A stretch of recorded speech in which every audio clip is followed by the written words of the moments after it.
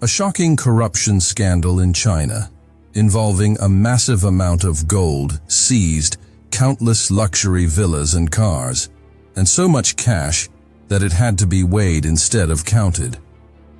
This scandal was carried out by a man who held supreme power, from Minister of Public Security to a member of the Politburo Standing Committee, commanding both the security and judicial sectors. He seemed untouchable, but behind this powerful facade was a complex corruption network full of dark secrets.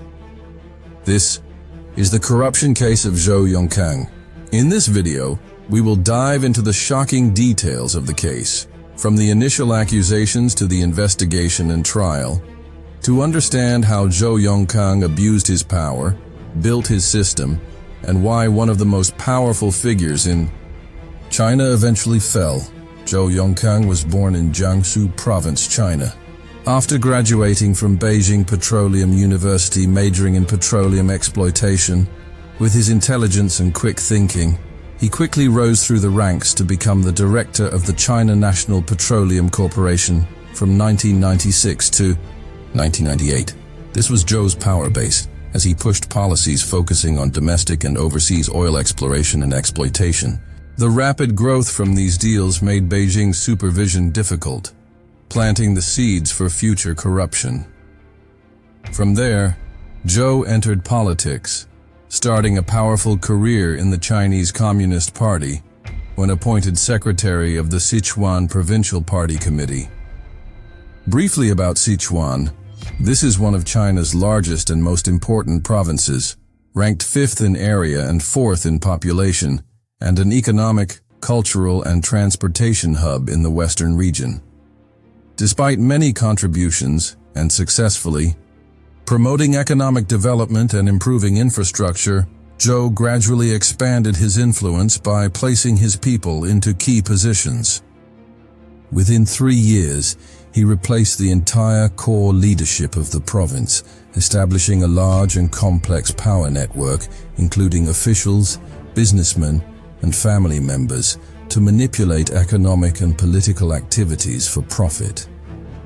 During the investigation into Zhou Yongkang case, it was found that nearly 9,900 dossiers were created and 10,000 party members showed signs of wrongdoing just within the provincial level. Later, Zhou was considered for a seat on the Politburo, specifically either Minister of Public Security or Vice Premier. At the same time, the 9/11 terrorist attacks shocked the world, and China's leadership needed an experienced security figure as Minister of Public Security. Zhou Yongkang was naturally selected.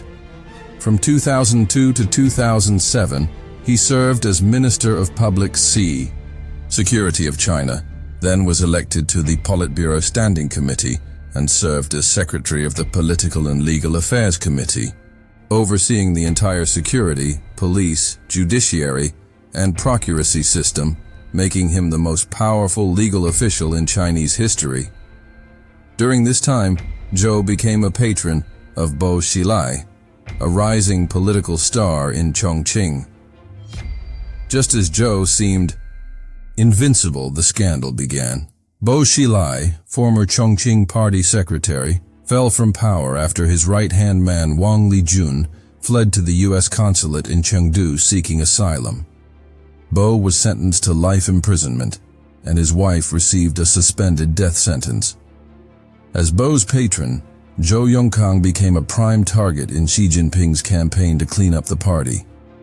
Some believe Xi's anti-corruption drive is a political purge to consolidate power, targeting both tigers and flies, high and low-ranking officials. Whatever the case, bringing down Zhou was crucial to China's politics. So what corruption and crimes was Zhou Yongkang involved in?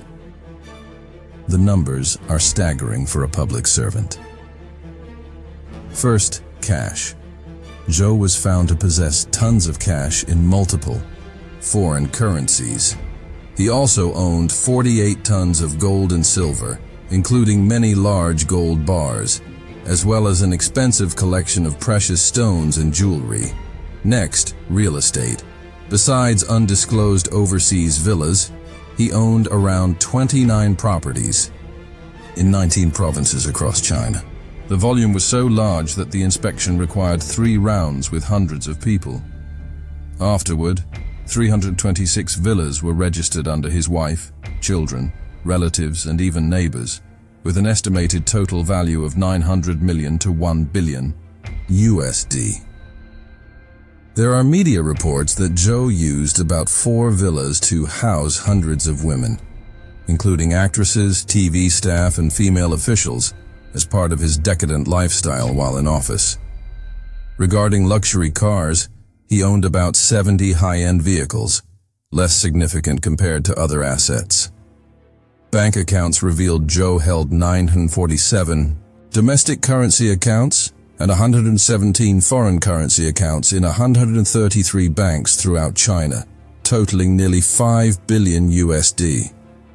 He also owned shares in many large companies and conglomerates, especially in oil and energy sectors, bringing him enormous illegal profits. The estimated value of Zhou Yongkang's illicit assets reached 16 billion USD. China's government conducted a secret investigation before publicly announcing it. In August 2013, Li Dongsheng, one of Zhou's close associates and deputy minister of public security, was investigated, marking the start of breaking Zhou's power network. Alongside Zhou, 11 deputy ministers and 56 provincial and departmental leaders were investigated. By December 2013, Jiang Jiemin, former CNPC chairman and Zhou's ally, was also investigated, expanding the probe into Zhou's business ties. Zhou was charged with widespread corruption, including bribery, possession of illegal assets, and abuse of power for personal gain, especially during his tenure as Minister of Public Security and Politburo Standing Committee member. He abused his authority to build a personal power network and create favorable conditions for corruption. Additionally, Zhou was accused of leaking state secrets, a very serious crime in China, and faced other charges.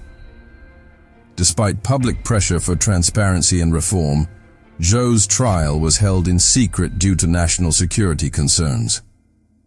He was expelled from the Communist Party, sentenced to life imprisonment for corruption, abuse of power and leaking state secrets, stripped of all titles, and had all illegal assets confiscated. Zhou's family members also received heavy sentences.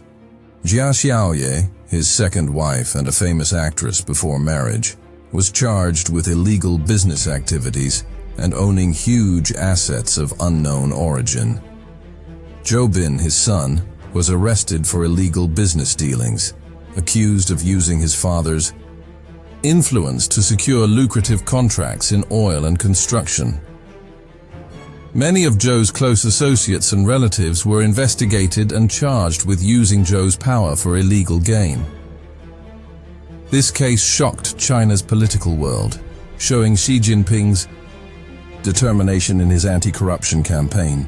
Many officials and businessmen linked to Zhou were also investigated and punished, helping clean up the system. It also led to reforms in security, judiciary, and oil sectors to improve transparency and reduce corruption.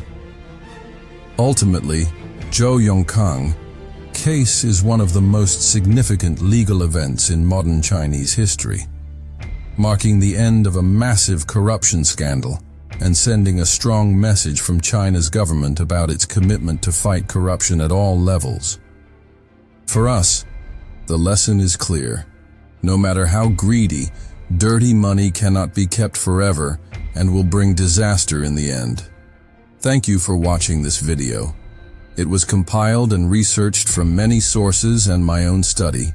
If there are any mistakes or missing points, please kindly comment below and don't forget to subscribe so you don't miss upcoming videos. Goodbye and see you again.